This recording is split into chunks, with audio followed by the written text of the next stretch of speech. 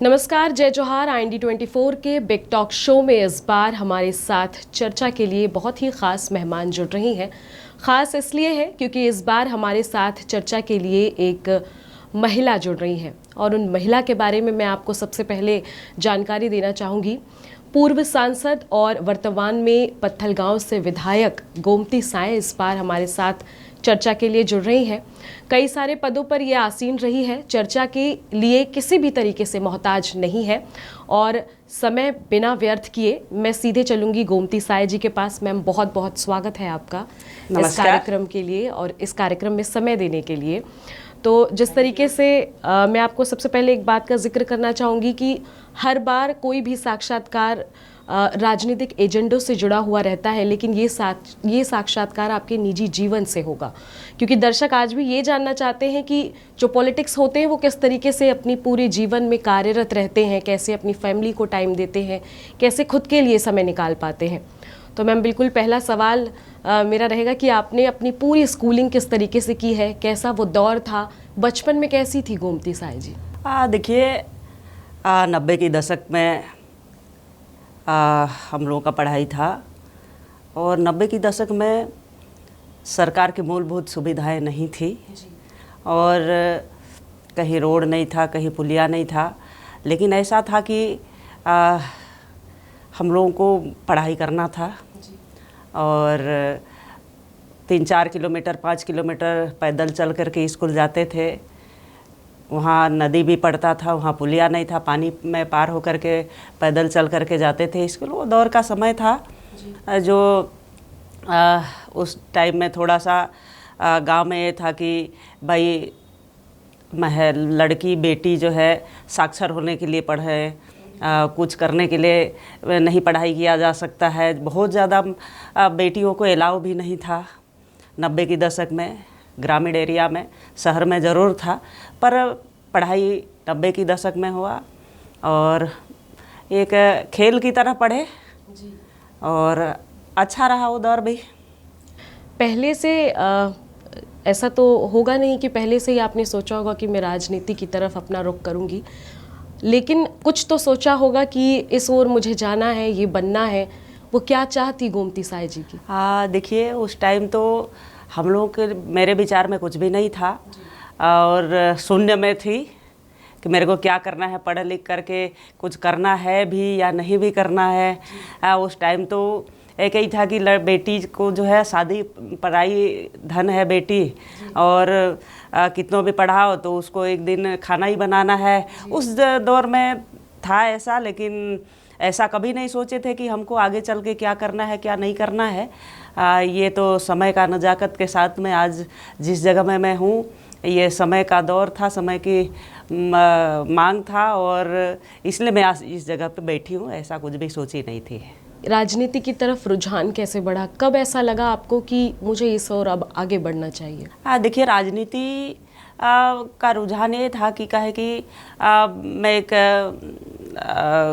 मध्यवर्गीय परिवार से बिलोंग करती थी। ससुराल जब शादी होकर के आई तो ससुराल ऐसा था कि राजनीतिक वहाँ परिवेश था जी।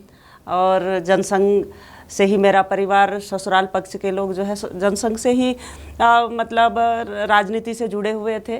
तो राजनीति का बात होता था और मन में तो पहले भी था कि भाई बचपन में जब प्रधानमंत्री जी का नाम सुनते थे, जब राष्ट्रपति जी का नाम सुनते थे, तो देश में भी कुछ शासन करने के लिए कुछ तंत्र का ज़रूरत होता है।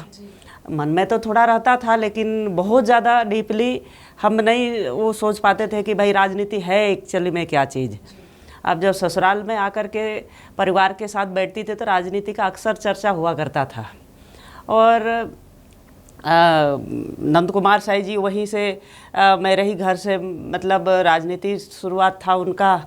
90-70 की दशक में चुनाव वहीं से लड़ के आए थे, तो राजनीतिक चर्चा था, परिवार राजनीतिक परिवेश से था। तो फिर भी उसके बावजूद भी हमको ऐसा बिल्कुल नहीं था कि हम राजनीति में आएंगे जी। गोमती साय जी, आपने जब अपना करियर तय कर लिया कि अब राजनीति में अब मुझे आगे बढ़ना है, तो क्यों भाजपा पार्टी ही चुनी आपने? देखिए, राजनीति भारतीय जनता पार्टी एक पार्टी नहीं है। भारतीय जनता पार्टी एक विचारधारा है और भारतीय जनता पार्टी का विचारधारा के साथ अच्छा लगा मेरे को। राजनीति में आने का विषय है तो विचारधारा, भारतीयता झलकता हो, भारतीय की संस्कृति हो, भारतीय का एक एक व्यक्ति पे लगाव हो, ऐसे पार्टी विचारधारा की भारतीय जनता पार्टी एक पार्टी ही नहीं है, एक विचारधारा है। उस विचारधारा मेरे को बहुत अच्छा लगा तो मैं भारतीय जनता पार्टी की और अपना चॉइस था। मैंने सुना है कि आपको किताबें पढ़ने का बहुत शौक़ है, इसके अलावा खेती किसानी की तरफ भी आपका रुझान झुकाव बहुत ज़्यादा है। एक और बात ये भी है कि आप गाने भी सुनना बहुत पसंद करती हैं, ये भी मैंने सुना है। एक एक करके सारे सवालों के जवाब चाहूँगी मैं आपसे। देखिए, बचपन तो एक खेल की तरह था और जैसे शादी होकर के आई तो घर का जवाबदारी बढ़ा, तो एक तो मेरे को बचपन से ही कुछ जानने के लिए शौक़ है, कुछ काम करने के लिए बड़ा ही जज्बा है, जुनून है। तो ऐसा नहीं था कि मेरा बचपन में सब चीज़ सारा सुविधा है था, ऐसा भी नहीं था। लेकिन जो समय और परिस्थिति के साथ ऐसा था कि मेरा सब में रुचि था कि एक इंसान को, एक व्यक्ति को हर चीज़ करने आना चाहिए और वो करके देखना चाहिए। इसलिए मैं नया नया एक काम को सीखती थी तो वो पूरा हो जाता था तो मैं दूसरा काम को पकड़ती थी। ऐसा मेरा शुरू से ही मेरा रुचि रहा है। तो गाना सुनना तो मेरा था ही। किस टाइप के गाने सुनना पसंद करती हैं गोमती साई जी? मेरे को ना 80-90 का दशक का गाना बड़ा अच्छा लगता था तो मैं आज भी वही पुराने गाना सुनती हूँ। मैं, मेरा जीवन का अभिन्न अंग है कहना चाहिए और इसीलिए मैं सुनती हूँ गाना। और रही बात खेती करना तो देखिए, मैं ससुराल में भी मतलब मैं बड़ी बहू होने के नाते जी परिवार का जिम्मेदारी मेरे ऊपर बहुत बड़ा जिम्मेदारी था और मेरे सास ससुर लोग बुजुर्ग हो गए थे तो कर नहीं पाते थे। तो मेरे को आगे आकर के एक तो काम करने का जज्बा था, शौक़ था, तो मैं खेती की और ज़्यादा कृषि में रुचि रखती थी। और लगभग जो किसान का जो काम करने का है पहले का, आजकल तो टेक्निकल बड़ा आगे बढ़ गया है। उस ज़माने में मतलब हसिया से धान काटना, कोड़ी से अपना फावड़ा से मिट्टी निकालना, ये कुल्हाड़ी से लकड़ी फाड़ना, ये सब सारा चीज़ उस टाइम पे किया है आपने सारी। लेकिन मेरे को एक जुनून था, जज्बा था, तो मेरे को ये करना है तो मैं करती थी। और आज मैं ये भी बता दूं कि आज के जो नए जनरेशन के लोग ये सोच भी नहीं पाते होंगे कि मैं काम करती हूँ, पर मेरे को किसानी काम करने का आता है, मेरे को फावड़ा चलाना आता है, गैती चलाना आता है, मेरे को हसिया चलाना आता है, मेरे को हर काम आता है। जो ये मेरा जीवन का अभिन्न अंग है और आज भी बड़ा अच्छा लगता है, रुचि है। आपने न्यू जनरेशन की बात कही तो इसी में एक और सवाल मैं मर्ज करूंगी कि जो न्यू जनरेशन है आज की दुनिया में वो टैबलेट, लैपटॉप, मोबाइल, इन सारी चीज़ों में बहुत ज़्यादा उलझी हुई है। और जैसे कि आपने बताया कि किताबों से बहुत सारी चीज़ें सीखने को मिलती हैं, आपका अभी भी रुझान है, आप किताबें पढ़ती है, नई चीज़ें सीखती हैं। आज की जो युवा पीढ़ी है, जो न्यू जनरेशन है, उनको आप क्या मैसेज देंगी, क्यों अनिवार्य रूप से किताबों को पढ़ना चाहिए? देखिए, मेरे पास खेती करने के बाद जो रात का समय बचता था तो मैं किताब पढ़ना इसलिए पसंद करती थी काहे कि मैं अध्यात्म से बड़ा लगाव है, मेरा बड़ा रुचि है। तो मेरे दादाजी बड़े अच्छे कथाकार थे और रामायण महाभारत का भाषा टीका मैं बचपन थी, जब मैं 5-6 साल की उम्र से मैं सुनते आ रही थी तो मेरे को बड़ा रुचि रहता था। तो मैं जब समय मिलता था तो धार्मिक वेद पुराण भी पढ़ लेती थी और बड़ा इतिहास पढ़ने का शौक़ था तो इतिहास पढ़ती थी। बड़े अच्छे अच्छे जयशंकर प्रसाद जी का उपन्यास पढ़ने का बड़ा मेरे को रहता था तो मैं पढ़ती थी। तो इस तरह का किताब पढ़ने का मेरा को बहुत ही शौक़ है और मेरा जीवन का एक हिस्सा ही था वो भी। इसलिए मैं आज नए जनरेशन के लोगों को यही प्रेरणा देना चाहती हूँ, यही कहना चाहती हूँ कि किताब में बहुत सारा इतिहास छिपा होता है और बहुत सारा मानव जीवन में क्या करना चाहिए, क्या नहीं करना चाहिए, ये सारा चीज़ किताब में मिलेगा।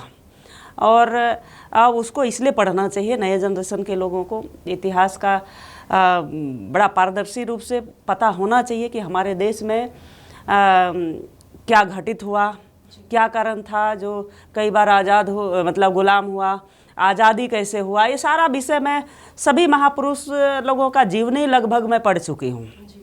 तो इसलिए जो किताब में ज्ञान होता है वो किसी और में नहीं मिलेगा, इसीलिए किताब पढ़ना चाहिए। गोमती जी, अगर मैं राजनीति से इतर या सारी बातों से इतर हट के एक बात कहूँ तो क्योंकि मैं भी एक महिला हूँ, आप भी एक महिला हैं, हर बार हर फील्ड पे एक्स्ट्रा प्रूफ करने की आवश्यकता पड़ जाती है ख़ुद को। राजनीति में कभी ऐसा एहसास हुआ क्या आपको? हाँ, देखिए, चुनौती हर कदम में है, चाहे वो पुरुष हो चाहे महिला हो, हर कदम में आपको प्रूव करना पड़ेगा, आपको साक्षात्कार देना पड़ेगा, आपको बहुत ही स्ट्रगल करना पड़ेगा। कोई भी काम आसानी से किसी को नहीं मिलता है। जब तक स्ट्रगल नहीं करेंगे, जब तक उसके एक मतलब निशाने पे लक्ष्य नहीं करेंगे तो किसी भी चीज़ कोई भी चीज़ आसानी से किसी को नहीं मिलता है। मैं इसीलिए आज एक महिला भी हूँ, इसलिए मैं कह सकती हूँ। और महिला और पुरुष में मैं बहुत ज़्यादा अंतर नहीं समझती हूँ। जो चीज़ पुरुष कर सकता है उसको महिला भी कर सकते हैं। इसका हम लोग साक्षात उदाहरण है, आप लोग देख ही सकते हैं किस तरह से स्ट्रगल करने में भी और काम करने में भी महिलाएं किसी भी क्षेत्र में पीछे नहीं हैं। और बड़ा अच्छा लगता है कि महिला जब आगे आ रहे हैं तो बहुत ही अच्छा लगता है। देश का आज मोदी जी मतलब आत्मनिर्भर भारत का बात अगर कर रहे हैं तो महिला आत्मनिर्भर हो गई तो देश आत्मनिर्भर होने से कोई नहीं रोक सकता है। इसीलिए मोदी जी नारी शक्ति को पूरे देश में आगे आने के लिए भी बोल रहे हैं और महिला शक्ति आगे आ भी रहे हैं। तो ये नारी जब जाग जाएगी, सक्षम हो जाएगी तो भारत देश भी सक्षम भारत देश बन जाएगा, इसमें कोई दिक्कत नहीं है। ये बहुत शानदार बात कही आपने। मेरा दूसरा सवाल ये होगा कि छत्तीसगढ़ की अगर मैं बात करूं तो छत्तीसगढ़ में विधानसभा चुनाव होते हैं। विधानसभा चुनाव के बाद मंत्रियों को चुनने की प्रक्रिया आती है। मंत्रियों को चुनने की प्रक्रिया के अलावा एक और प्रक्रिया रहती है कि सीएम कौन होगा। इस दौरान जब सीएम का चुनाव हो रहा था, बहुत सारे नामों की चर्चा इर्द गिर्द घूम रही थी। तमाम लोगों के नाम सामने आ रहे थे और उन तमाम लोगों के नामों के सामने एक नाम और आता नज़र आया और वो नाम गोमती साय जी का था। उस वक्त कैसा लग रहा था आपको? और पहले सोचा था कि अगर वो नाम शायद आपसे जुड़ता तो आज आप सरकार संभाल रही होती? देखिए, मैं सबसे पहले तो आपको भी बता दे रही हूँ और सभी लोगों को यही बता दे रही हूँ, भारतीय जनता पार्टी एक पार्टी नहीं है। भारतीय जनता पार्टी एक विचारधारा है और भारतीय जनता पार्टी में ना कोई बड़ा नेता होता है ना कोई छोटा नेता होता है। भारतीय जनता पार्टी में हम लोग एक सिपाही हैं और भारतीय जनता पार्टी का निर्णय हम सब के लिए सिर माथे पे है। मेरे लिए तो खासकर सिर माथे पे है। और भारतीय जनता पार्टी के एक सिपाही होने के नाते भारतीय जनता पार्टी का जो आदेश निर्देश है उसका पालन करना, और भारतीय जनता पार्टी का निर्देश यही रहता है कि अच्छा काम करो, लोगों का सेवा करो, सेवक बन के काम करो। चाहे आप एक सरपंच ही क्यों ना हो, चाहे सांसद भी क्यों ना हो, चाहे एक विधायक भी क्यों ना हो, चाहे एक प्राइम मिनिस्टर ही क्यों ना हो, ये जनता का सेवा आप लोगों को करना है। जितने भी 140 करोड़ जनता है उसका सेवा करना ये भारतीय जनता पार्टी का नियति है और उसी विचारधारा को लेकर के हम लोग चलते हैं। ना इसमें किसी प्रकार का कोई वो है नहीं कि हमको ये दें वो दें। भारतीय जनता पार्टी में आए, भारतीय जनता पार्टी एक पहचान दिया है, हमारे लिए उतना ही बड़ा, उतना ही काफ़ी है। भाजपा की सरकार को लगभग 1 साल अब होने को जा रहा है, कई कार्य किए भी जा रहे हैं। आप अभी फ़िलहाल में सरकार को कहाँ देख रही हैं? कितने कामों में तेज़ी आई है? काम में तेज़ी है या और तेज़ी की आवश्यकता है? देखिए, भारतीय जनता पार्टी की सरकार बने 1 साल लगभग होने जा रही है और भारतीय जनता पार्टी से विष्णु देसाई जी को मैं बहुत धन्यवाद देती हूँ और उनके नेतृत्व में छत्तीसगढ़ में विकास कार्य बहुत हो रहा है। मैं पर्टिकुलर अपने क्षेत्र की बात करूं तो जिस विधानसभा से मैं जीत के आई हूँ, 8 बार कांग्रेस की विधायक रहा है वहाँ।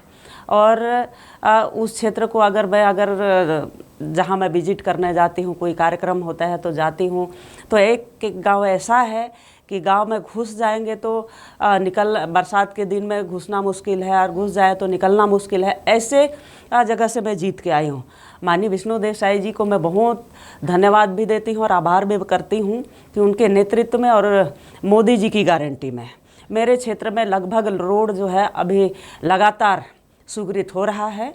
और तुरंत सरकार बनने के बाद जो है बरसात भी आ गया था, और बरसात अभी ख़त्म हो गया है और लगभग अभी धरती पे काम दिखने लगेगा। और रही बात योजना का कोई कमी कहीं नहीं है। जिस तरह से मोदी जी की गारंटी में घोषणा पत्र में हुआ था, आज 70 लाख महिलाएं हमारे आज महतारी बंधन योजना में लाभार्थी हैं। तो ये मैं कह सकती हूँ कि योजना का कोई कमी नहीं है। विष्णु देसाई जी को के नेतृत्व में बहुत ही अच्छा हमारे प्रदेश में काम हो रही है, और आने वाला समय में उसका नतीजा भी, उसका परिणाम भी आपको सामने देखने के लिए मिलेगा। यानी कि हम ये मान सकते हैं कि आने वाले समय में जो पत्थल गांव की जर्जर सड़कों की हाल हमेशा देखने को मिलते थे, उसमें सुधार होगा जरूर। मैम, एक और बात का जिक्र मैं करना चाहूँगी कि जब मंत्रिमंडल का गठन किया जा रहा था, उस दौरान हमने देखे कि कई सारे नए चेहरों को मौका दिया गया। इस दौरान ऐसे कई सारे पुराने चेहरे भी थे वहाँ चुनाव के लिए, लेकिन कहीं ना कहीं उन पुराने चेहरों को इस बार थोड़ा पीछे रखा गया। क्या कंडीशन थी, किस वजह से ऐसा हुआ, आप क्या कहना चाहेंगे?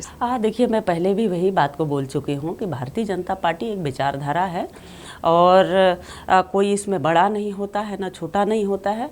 ज़रूर हमारे सीनियर लोगों का मैं बहुत सम्मान करती हूँ, उनका हमेशा सम्मान मैं करूँगी, लेकिन भारतीय जनता पार्टी जो कार्य करती है, जो निर्णय लेती है, बड़ा सोच समझ के करती है, और बड़ा ही अच्छा सोच समझ करके निर्णय किए हैं जो अच्छा है सबके लिए, और सबके हित में काम हो भी रही है।